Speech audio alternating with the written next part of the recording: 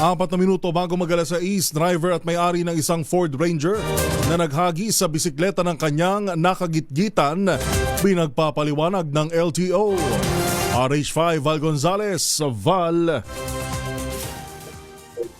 Kaugnay niyan ay nag-issue na nga ang Land Transportation Office ng show cause order laban sa nakarehistrong may-ari ng isang Ford Ranger at sa driver nito na viral ngayon sa social media na nagpakita ng umano'y agresibong pag-uugali sa kalsada.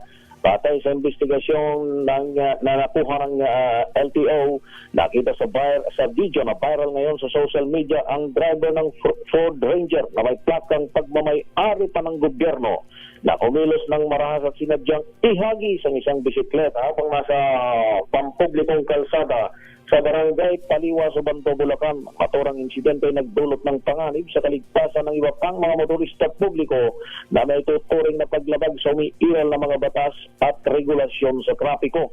Dahil dito ay natasan na ni LTO Chief Assistant Secretary Marcos Lacanilao ang may-ari at ang driver ng sasakyan na humarap sa isang pagdinig na gaganapin sa 5 ng Enero sa susunod na taon, alas 3 ng hapon.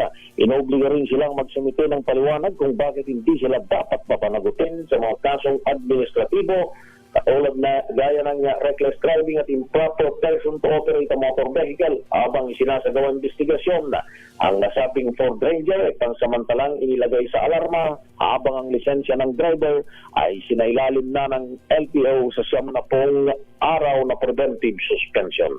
Ako si Val Gonzales, Dizarito, nasa Pilipinas. Nasa Pilipinas.